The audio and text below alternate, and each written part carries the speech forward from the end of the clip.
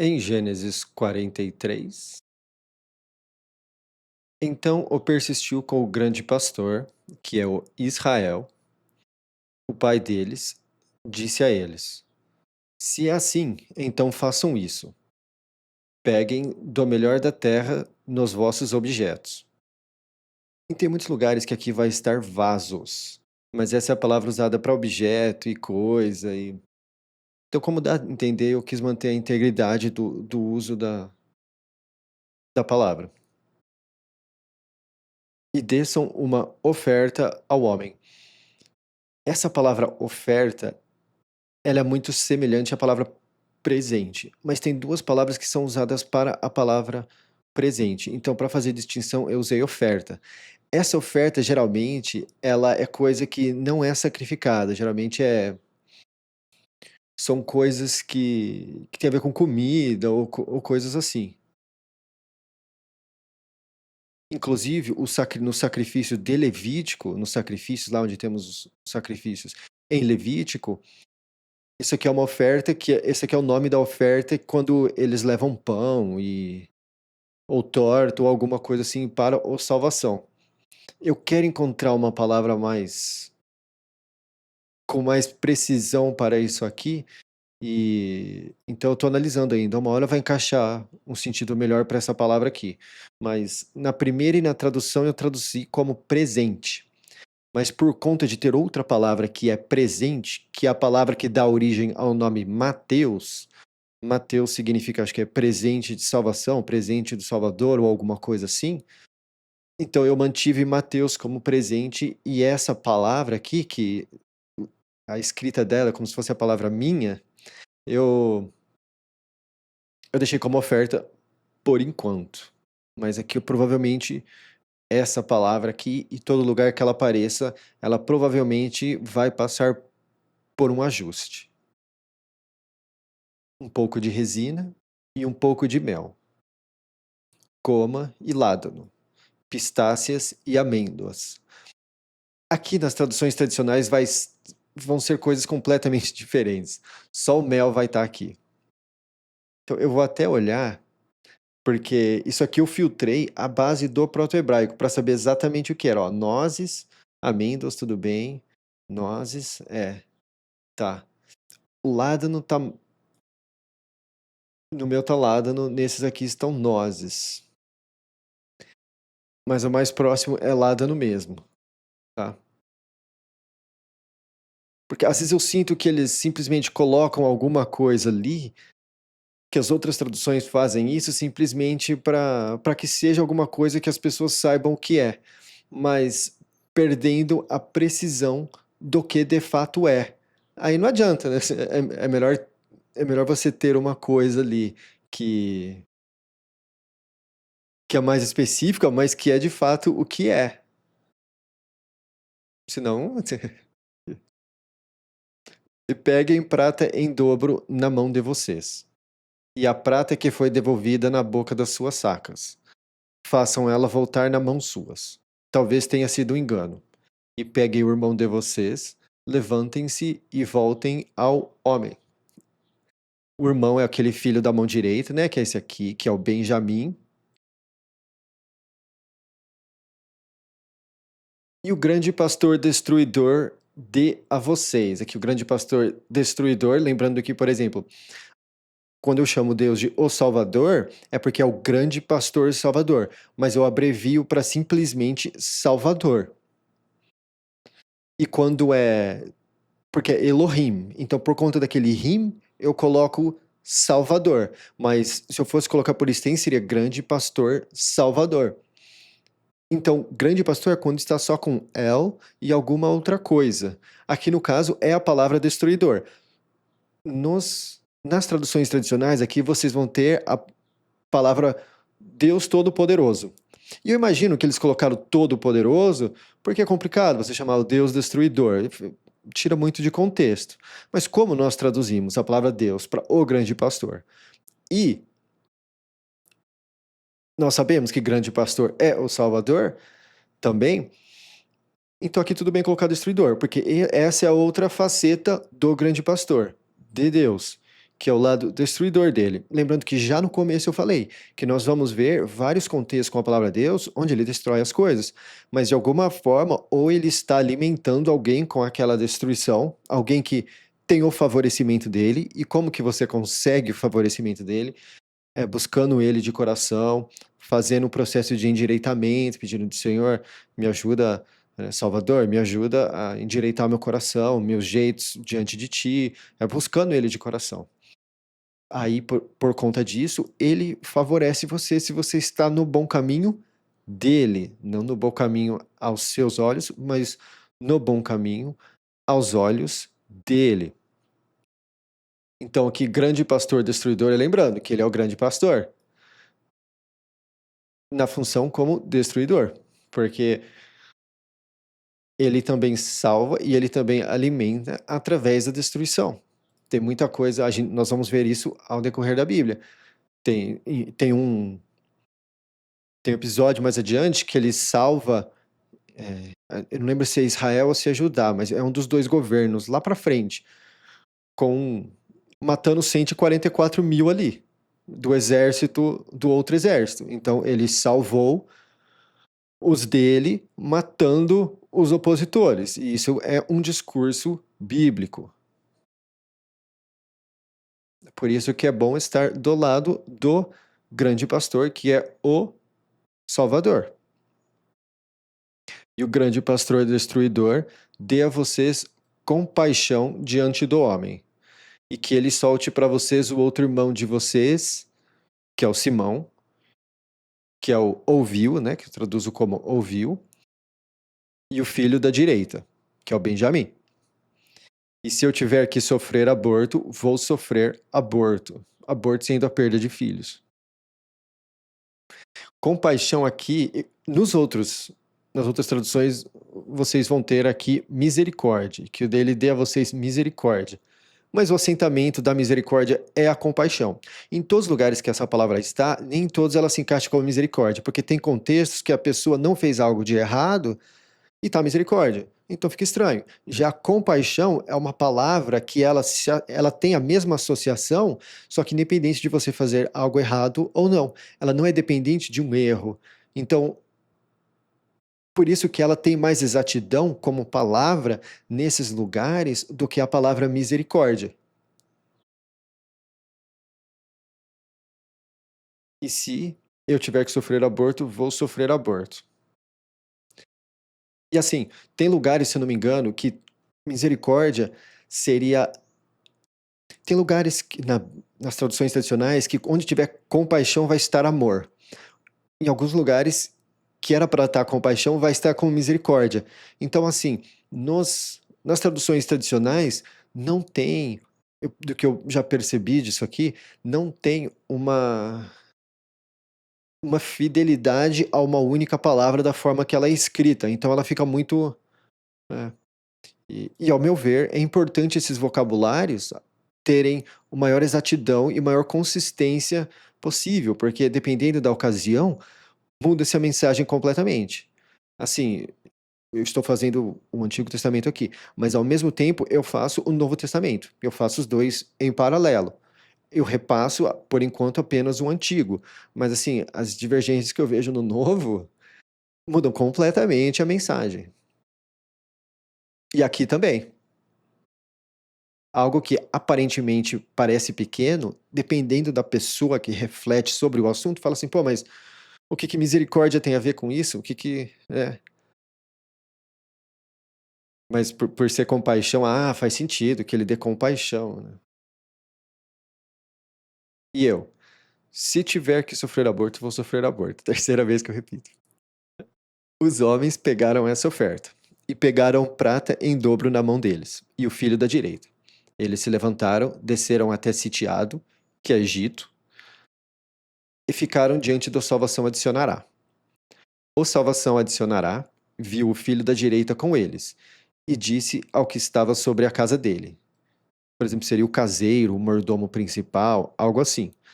Mas, como eu falei no episódio anterior, é importante manter esse estava sobre a casa dele, porque para quem busca o Salvador de coração, e o Salvador faz do coração da pessoa um lar, aquela pessoa está sobre a casa do Salvador. Então eu não quis colocar mordomo porque nós quebramos essa parábola que essa literalidade nos dá. Então estava sobre a casa dele. Ah, por que você não colocou mordomo? Por isso, para não quebrar essa parábola. Leva os homens para casa. Faz o abate e prepara. Aqui o abate seria que eles iam matar alguma coisa para comer carne. Seria algum animal. E prepara, porque os homens vão comer comigo no sol alto. Sol alto sendo quando o sol está no mais alto. Eu não quis deixar meio-dia aqui, porque aqui meio-dia nós ligamos às 12 horas. E sol alto é quando o sol está no mais alto. Então, para ser mais específico, eu deixei no sol alto. O homem fez conforme o Salvação Adicionará disse. E o homem levou os homens para a casa do Salvação Adicionará. E os homens temeram, porque eles foram levados à casa do Salvação Adicionará. E disseram: é pelo assunto da prata que voltou nas nossas sacas na primeira vez que nós fomos trazidos, para ele rolar sobre nós e cair sobre nós e nos pegar como escravos, e nossos jumentos. Eu sempre dou um sorriso aqui porque, de fato, essa é a ordem. Eles se citam e depois eles citam os jumentos. E eu acho isso muito engraçado. Porque geralmente você falando, você fala assim: nossa, ele vai rolar sobre nós, vai cair sobre nós, vai pegar nossos jumentos e nós como escravos. Mas não, você vê que ele rolar sobre nós e cair sobre nós e nos pegar como escravos e nossos jumentos, como se, sabe? Aí quando ele começa a chegar perto aqui, eu já acho engraçado. Ok. Eles se aproximaram do homem que estava sobre a casa do Salvação Adicionará e falaram com ele na abertura da casa. Poderia ter colocado a entrada da casa.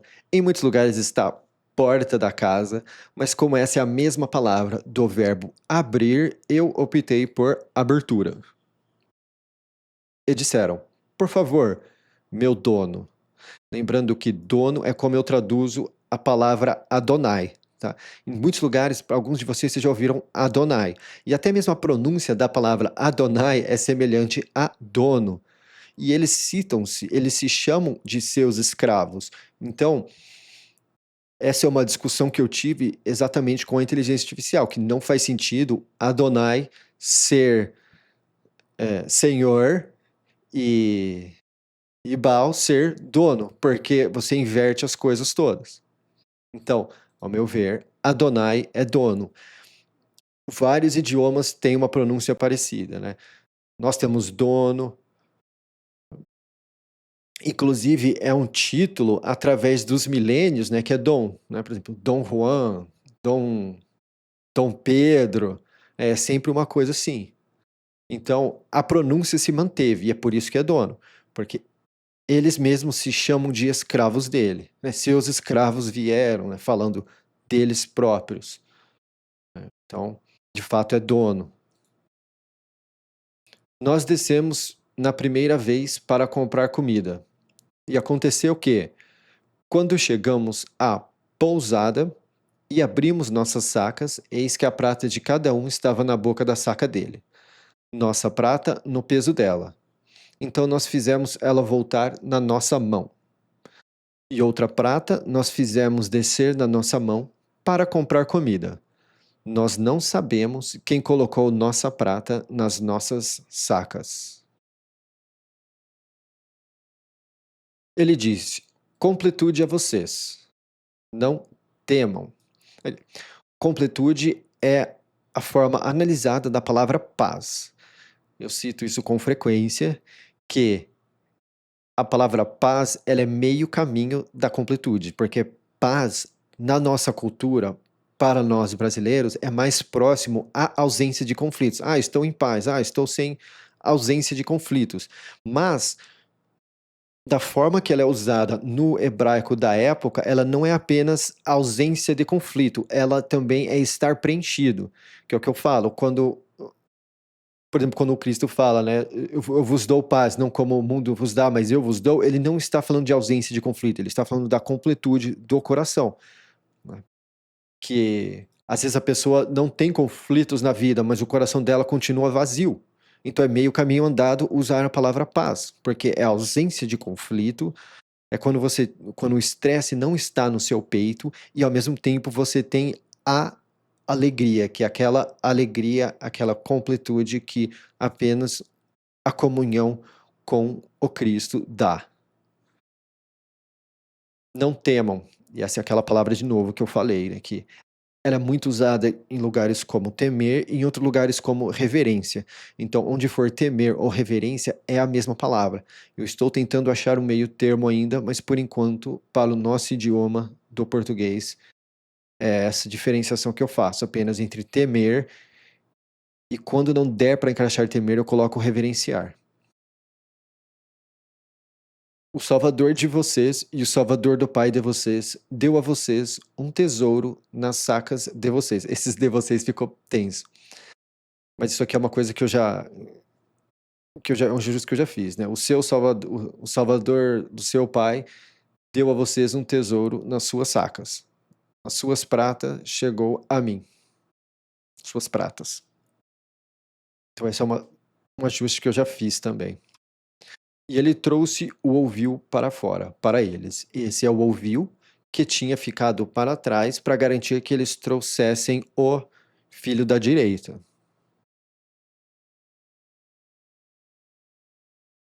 Lembrando que o nome do Pedro do Novo Testamento também era ouviu, Simão. Esse é o nome Simão no Antigo Testamento. Então tem muita semelhança entre esse ouviu, esse Simão e o Simão do Novo Testamento. Até, por exemplo, o o Israel, né, persistiu com o grande pastor, ele teve dois filhos que invadiram a casa e cortaram a galera. E um deles foi o ouviu, que é o Simão. E no Novo Testamento, o ouviu, o Simão, é quem corta a orelha de quando vão atrás do Cristo. Então é interessante fazer essa ligação também.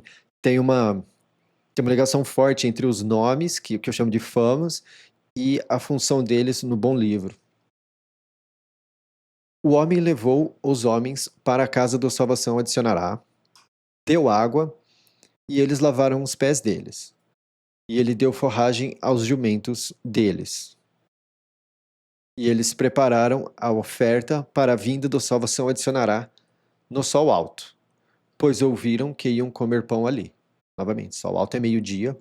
E eu acho interessante como a atenção que o bom livro dá aos jumentos, né? Porque parece que faz uma questão de encaixar nos lugares que, né? Por exemplo, fez questão de mostrar que não, Cristo entrou em Jerusalém num jumentinho. É legal mastigar essas coisinhas também. O salvação adicionará veio para casa, e eles trouxeram a ele a oferta que estava na mão deles, para a casa, e se curvaram a ele na terra. Ele perguntou a eles sobre a completude, e disse: há completude com o pai de vocês? O velho de quem vocês falaram? Ele ainda vive? Então aqui, a paz, né, mas completude, porque é uma palavra mais com mais precisão. Eles disseram, a completude com seu escravo. Aqui, tá para vocês verem, ó, é escravo, é dono. Um senhor não tem escravo, um senhor tem um servo, um funcionário. Mas a palavra é escravo, ela é usada como escravo. Ela é ligada à palavra labuta, que é trabalho de campo. Então, não faz sentido chamarem ele aqui de senhor e aqui eles se chamarem de escravos, e vice-versa. Então, Adonai não é senhor, Adonai é dono. Então, quando chama Deus de Adonai, Adonai, é dono, né? As pessoas consideram senhor, mas é dono. Muito provavelmente consideram-se senhor por questão da história da escravidão que está embutido de forma tão severa nas, nas culturas. Mas é importante sempre, cada pouco eu ressaltar isso,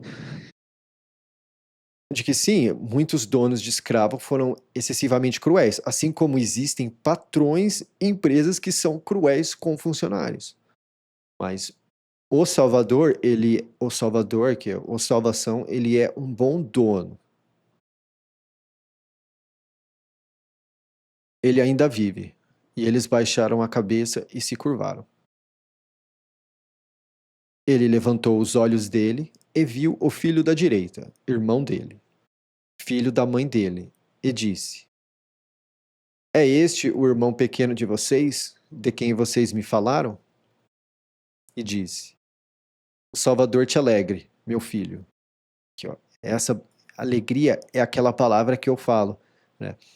Em muitos lugares está o Salvador, Deus te favoreça, Deus te. Vamos ver como é que tá aqui nas outras. Graça, graça, é graça. Tá. E essa é uma palavra, a palavra graça é uma palavra que eu traduzo porque ela ficou excessivamente religiosidade. Então, assim, ninguém sabe o que é graça. Ai, a graça virou algo esotérico. Mas é aquele bem-estar que ele te dá. Então, esse O Salvador te alegre é muito daquilo também. Então, ele está desejando ao irmão dele aquela paz que só o Salvador dá. Então, não é. Então, assim,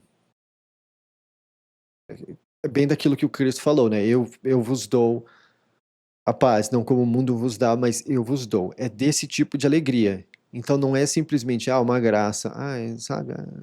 Não, é uma coisa bem específica. É aquele sentimento do Salvador dentro do coração. O salvação adicionará apressou-se, porque a compaixão dele ferveu pelo irmão dele, e ele buscou onde chorar. Ele entrou no quarto e chorou ali. É interessante quando mantém-se a literalidade, porque quando você fica muito emocionado a ponto de chorar, é isso mesmo que acontece. O seu peito começa a ferver e você derrama, né? Quem já vive uma vida de oração e buscando de coração e tem esses momentos de choro, de alegria, né? Não choro de tristeza, mas choro de alegria, conhece bem isso aqui, ó. É uma fervida que dá no peito. E é engraçado, porque é o que eu falo, né? E a inspiração pura. A inspiração pura entra, ela ferve e sai o choro. Então, você faz uma cena como se fosse um fogão. Ele lavou a face dele e saiu. Se segurou e disse: Coloquem pão. E colocaram para ele à parte, e para eles à parte, e para os de sitiado que comiam com ele à parte. Então, assim, sentou-se cada um separados. Então, o Salmo sancionará sentou num canto, eles sentaram em outro, e os do Egito, né, que são os de sitiado, num outro lugar. Aí olha que legal. Porque os de sitiado não podem comer pão com os do além, pois isso é nojento para os de sitiado. Tá, a palavra nojento, nas traduções tradicionais, vai estar como abominação. Mas abominação é algo muito imaterial. E essa palavra, ela é usada como nojento. É quando algo é nojento, quando algo é uma nojeira. Então, ela é a palavra nojento. Então, colocar abominação aqui, abominável, ninguém sabe de fato o que é algo abominável. Isso aqui é abominável. Tá, mas por que que é abominável? Nojento, nós sabemos o que é. Existem várias coisas nojentas no dia a dia que nós temos que lidar. Então, assim, nojento é algo palpável e é algo também, quer dizer, assim, não que você vá por aí palpando coisas nojentas, mas é algo palpável no sentido de ser uma palavra fácil de entender. E também é uma palavra com maior precisão. Mas aqui olha que legal, também. Porque os desse sitiado não podem comer pão com os do além. Aqui nós temos um jogo de palavras, né, que os do além dá a dizer que parece que eles são mortos ou coisas assim. Então, muito provavelmente, os desse sitiado tinham algum nível, alguma questão de, de superstição com comer pão com os do além. Mas eles não eram de fato né, os do além, como nós chamamos, simplesmente o nome de um dos pais deles era além. Então eu acho isso interessante. Agora, eu não sei como isso se encaixa, mas isso se encaixou de uma forma muito interessante. Mas assim, não sei se de fato era esse o motivo que eles não comiam pão com os do além. Provavelmente tinha outro sentido, mas a forma como isso, eles não podem comer pão com os do além, pois isso é nojento, ficou legal. E eles assentaram-se diante dele. O primogênito, que primogênito é o irmão mais velho, o primogênito conforme a primogenitura dele, e o pequeno conforme a pequenez dele. Aqui tem lugares, eu acho que nas tradicionais vai estar conforme a idade ou alguma coisa assim. Mas eu acho que fica. Eu não gostei de fazer referências apenas à idade do mais velho ao mais jovem. É, eles não mantiveram.